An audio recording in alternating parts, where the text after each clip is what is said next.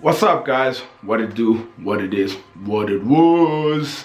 If you're watching off YouTube, please subscribe. If you're watching on Facebook, comment, like, and share the whole thing. So we had absolute premiership games today, quite a number of them, but the one I want to focus on is Kaizer Chiefs going up against Bloemfontein Celtic. Game ended 2-2, this game, guys, I tell you, Kaizer Chiefs, in all honesty, can sometimes be the most frustrating club in the world. Surprisingly, they took a 2-0 lead before half time. They scored 2 goals within the first half, and they were so comfortable. I couldn't believe it, purely because of Bloemfontein Celtic were leading, were at the top of the league, and no losses and all wins, by the way. And I was expecting better from Steve Khompela and Bloemfontein Celtic, and Steve Khompela coming back to face his former club at the FNB Stadium. I was expecting so much better, but Chiefs was just so comfortable. Like, it was unbelievable in the first half.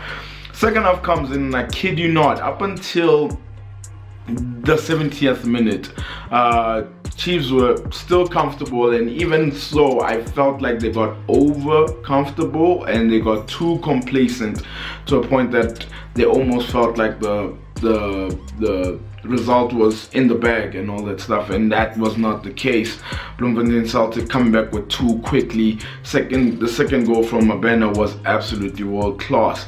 But I must say, Kaizer Chiefs, man, it needs to come right very soon. It needs to come right very soon. Unfortunately, we're not talking about a club that's mid-table. We're not talking about a club that is expected to fight relegation. We're talking about Kaizer Chiefs, one of the biggest clubs in Africa, one of the biggest in South Africa as well. So eventually, it's been 5 games and no wins. They've played 5 league games and no wins, and you sort of wonder where is the win going to come from? And it just for some reason, I didn't like the fact that they just got way too comfortable. And Joanne Salinas, I hate to say this, it's at some point the fans are going to expect results. The fans are going to expect wins at some point, and they need to come through. And I think even especially Kaizer Chiefs, they're in that still gelling process. They're still gelling together. They're still trying to see how they can play together, but they need to sort that out really quickly. And the likes of Lebogang Monyama need to get onto the pitch at some point. You know, obviously they said he's a couple of weeks off and he might not even feature in this weekend's MTN8, which is kind of like, whoa, when are we going to be able to see him? But they really need to get it together.